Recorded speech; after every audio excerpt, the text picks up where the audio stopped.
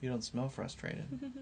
Hey guys, my name is Luke, and today we're going to be talking about how to get a job in America. But before we do that, make sure you subscribe and also check out the links in the description. All right, let's get started.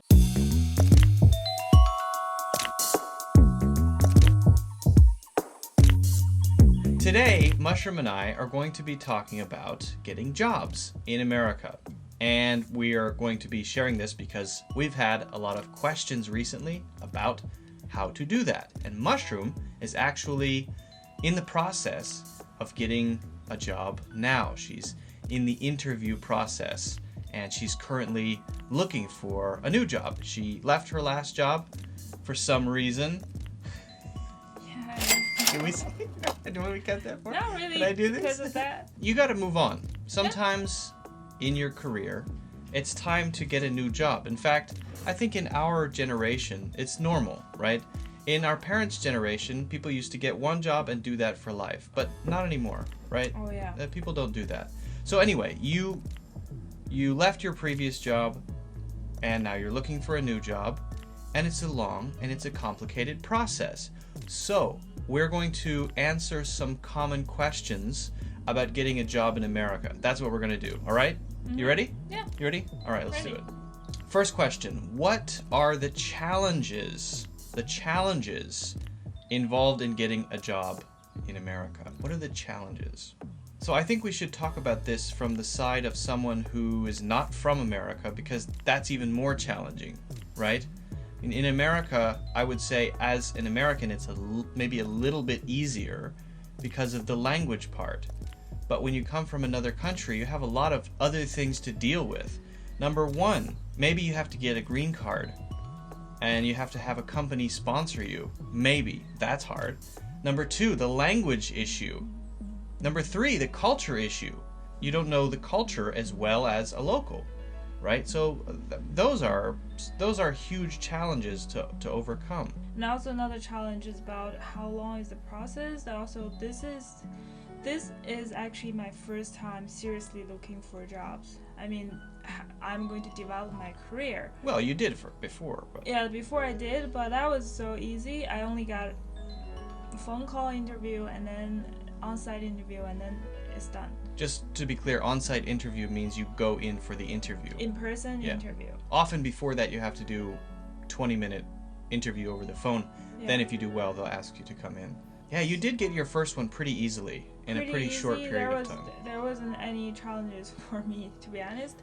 But this time, it's gonna be a very long process, and I just noticed that interview take very long time for a specific position that I won't really be in the role. You know, if you're working in an entry-level job, one interview, come on in, you're hired, no problem. Yeah. But if you're working in a higher level, for example, if you want to work at Google, you may have to interview 10 times, 11 times, 20 times. You have many interviews, and you have to go in for full-day interviews. And it's a process that takes weeks, months, sometimes even a year to find the right job. And that's normal at a higher level. So that's something to know, I think. You're not just going to call or apply, and then they're going to hire you the next day. If you get into a higher level career, no, it's going to be a longer process for sure.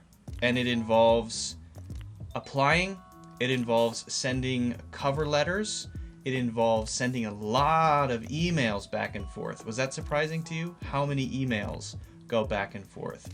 Arranging things, going in for interviews, doing projects. It's a very complex process. Yeah, you have to be prepared mentally that you have to organize a little bit if you apply a lot of jobs, and then you have to make sure the time for the interview, and also you can set up a Google Calendar, and also you have to write down what is the question that for you to organize in the future. I mean, just gather more information. You're still learning through all the interview process. Yeah. Next question. What is the best way to find the right job? And is LinkedIn important? Yeah, The best way to find the right jobs, it depends on what kind of job you're looking for, and there are a couple platforms that you can send your resume out to different companies, different websites. There are many different websites for people to apply for a job. And also I think LinkedIn is a very important part for you to apply for a job. Why is that important? Because that will see, I mean, the networking is part of process as well. Because when you apply and fill out all the form, they'll ask you what is your LinkedIn account link. So you have to give them the URL of your LinkedIn page. So that way they can see your previous work experience. You can see, did you get any endorsement from your previous college? And also endorsements means other people came in and said, oh, you're good at banana farming or whatever it is. Yeah, and also they will see the certification, education, and also language. It's pretty detailed, and also you can upload your portfolio link on LinkedIn page. It's provided so much information, and also networking the people you know. Portfolio is a collection of your previous work. It's more for designers and maybe developers, people who have projects that they've done, often in creative fields. So she's in a creative field, and so you're looking for a job in UX design, right? So she has a portfolio. Do you want people to look at your portfolio? Do you mind? Yeah, if you want to, you can go to jingzhaodesign.com. jingzhaodesign.com. There's a plug right there. Link right here.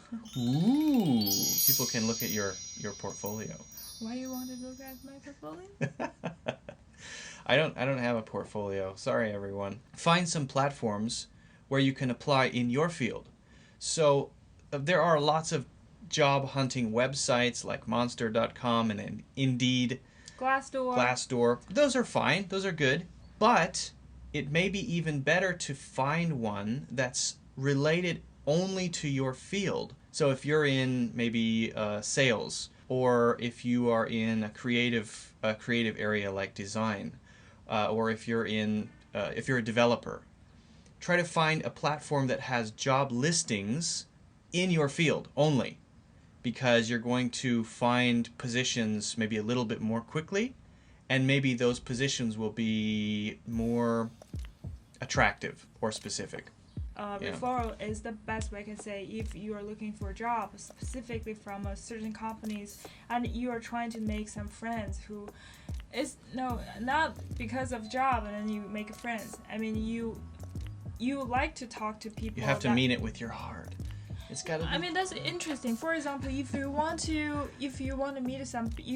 work for Google, and you are able to find someone who already worked for Google, and then you can learn what is the culture of the company, why do you feel happy to work there, and then why, right? Right. You can get you can decide later that, because that's a very, very good opportunity, because that's usually faster. What can help you stand out to employers? What makes you unique? What makes employers pay attention to you? So for this one, I think that you have to grab their attention at first, right? And so if anything that you show them at first is weak, then your chances will go down. At every point, there's a chance that someone will not choose you, right? The higher you can make those chances, the better. So if your resume is absolutely perfect, really clear, no typos, impressive, and it's easy to read, easy to get through in about a minute. If you write really clear cover letters that make it clear what benefit you will have, or how you can benefit the company and why you're a good fit. If, for example, you have a portfolio and that portfolio is really strong, and when people look at it, they say, wow. Whatever it is, that's the first thing that either the company or the hiring manager or the recruiter sees. If that's impressive, then your chances are much higher. But if you get lazy on that stuff, and then you complain, oh, I sent out 500 resumes and nobody got back to me. Why didn't they get back to you? Well, maybe you haven't really got your cover letter right. Maybe you haven't really got your resume right.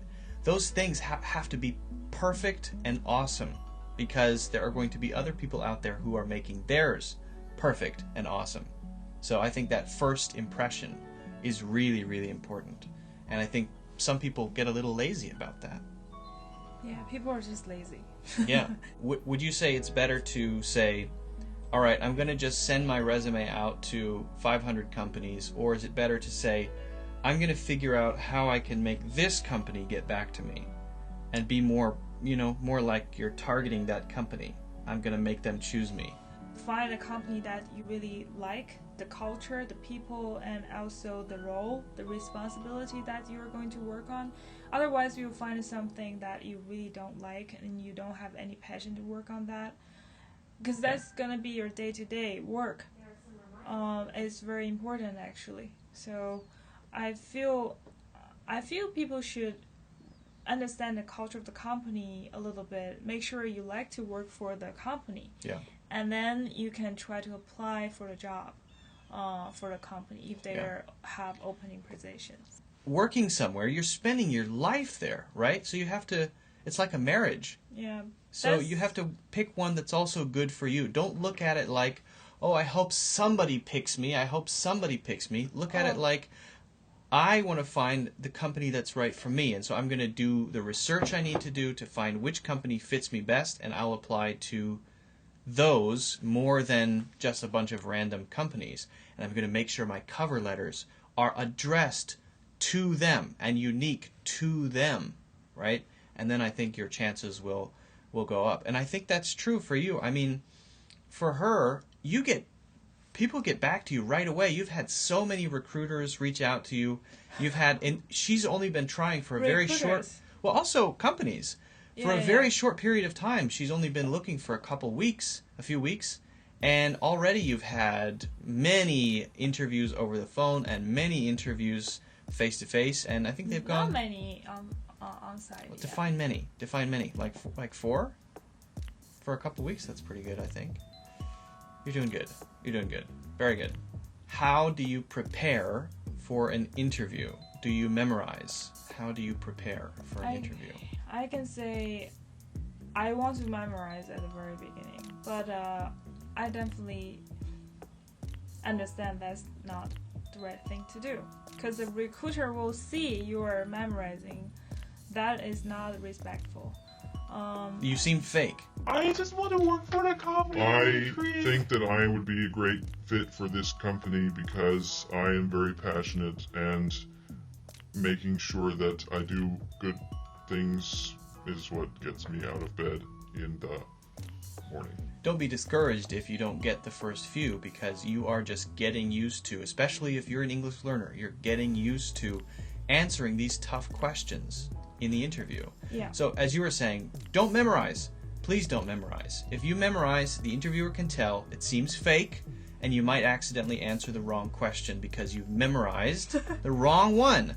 And they said, no, I didn't ask you that. I asked you something similar to that, but not that. So really. But that doesn't mean you can't be ready in your mind. You can prepare ideas. You can prepare examples. When you give examples of challenges that you've faced in the past, or maybe times that you've worked with a team, or times you've failed, or times you've succeeded, so many different questions. You can have those examples ready. Okay, I'm going to talk about this. I'm going to talk about this if they ask that. That's fine, but just don't remember every word. That's a mistake, because native English speakers can tell, and it seems fake. I think any interviewer would much rather talk with someone who's just being genuine and really communicating, even if their English is not perfect. Your English doesn't have to be perfect. Oh, yeah. Yeah, that's true. Also, make sure you research the company. If you come into the interview and they say, okay, well, what do you think makes you a good fit? And you say generic things that could fit any company, sorry, you have no chance. You need to deeply know what kind of business this company does and why you being here helps this company do their business better, and what's your role going to be. And you have to give them a way to see that, because you deeply know what they do. You've researched it, right? So that's important. Some of company, they are pretty efficient. They save people each other time. They will talk about, okay, I'm going to introduce a role for you. I'm going to talk about blah, blah, blah, 1, 2, 3, 4, about the company we're looking for, the right candidate, blah, blah, blah, blah, blah. Instead of asking at the end of the interview, they will provide all the information for you first. and they will ask, talk about yourself. That's a classic question that you have to prepare. Got to be ready for the introduction. Yeah, so the introduction should less than 1 minute. If you talk about yourself, try to control that less than. But it's got to be related to your career. There's a problem that most people have, and that is they just say, I'm blah, blah, blah. I went to this school, and I like riding my bicycle on the beach. Even though it's hard to ride a bicycle on the beach because of the sand, it's hard to move forward, very difficult. So a couple other questions that will be, are you able to work in the United States? Do you need a sponsorship in the future? They want you to say, yes, I can, and no, I don't. Yeah, and also, are you able to work as soon as possible? What's your starting date? Yeah. Also, the expectation of the salary. Yeah. So, ask this. How do you answer the salary expectation question? I like to give a range. I'm looking for between $300 and $400 per year. Yeah. I think the reason they ask this question because they want to see how valuable you are and what's your previous work background, and also how much you understand the value of the position of the company. Yeah. So it's better to do some research before you start tell them the range. So you have to understand. Great resource, by the way, here, glassdoor.com. This is a website where you can find other people's work experience. You can find salary ranges for positions, and you can find reviews about the company. So it's like a way to look behind the company's curtain and see what's going on here. I would recommend using that one. It's a very good resource. Yeah. And they will talk about the interview process as well. Yeah. Many people have this kind of like community. Yeah. What have you learned? What have you learned since you started the process? So you've been doing this you did an interview process before. You had a job for what, 3 years? 2 years? 3 years? Yeah. More than 3 years. Yeah. And now you are in a new process, just started. What do you wish you had known several weeks ago that you now are realizing? The most important part is go through your portfolio and give them a story. That part I can say I should prepare more about that part. But it depends on what kind of position you apply. So you were taking your first few interviews. Just practice, and I got a little, a certain sense that what kind of question they are asking, and make sure you ask a lot of questions. But I think what you didn't realize is that first job that you applied for, you had a really good chance. Oh yeah, the first interview of that company actually very good. Yeah. Oops. The guy was very knowledgeable, and he provided a lot of information to me, and I asked many questions about the candidate, about the roles of the position. Yeah. I would add to that, when you're in this process, know yourself. Know what you're good at and what you're not good at, and be honest about your value with yourself. If you genuinely know your value and you're confident about that, not arrogant or overconfident, but if you feel confident in your value and you know yourself, right? You know what you can do, it will carry you through this long process. It can be easy to give up and feel sad and go up and down, but if you know, I just need to keep going and I will get the right position. You will. So confidence is a really big part of it. And apart from that, I think they can feel that. If you come in and you know your value and you're able to show them that value, they're going to notice and they'll pay attention. It's better to be yourself. If you're good at it, because they know you are not going to be good at every single thing on the role. You just need to say, oh, I'm good at that, even though I don't know how to do that, but I can learn. I'm pretty sure that I can learn that in 3 weeks. Or, I'm a very quick learner. So just be confident about, don't need to be afraid about something you don't know. Also be confident about your learning skill. You're learning very fast and you work efficiently. You're very positive and motivating. You're a motivated person. So believe your personality. They're not only looking for your skills and the language. They're more care about your personality a little more. That's the reason. Sorry, what were you gonna say? The reason that Google has that that word googly is they don't just look for your ability. They look for, and many other companies look for, the right kind of person to fit into their company.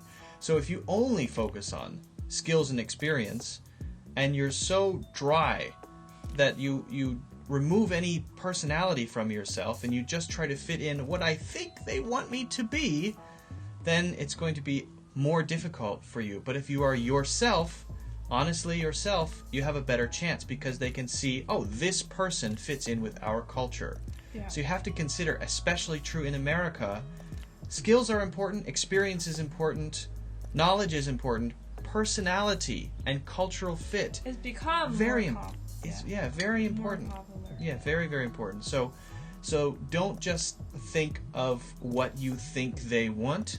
Instead, try to find the right fit and show them why you are a good fit for the company, who you really are.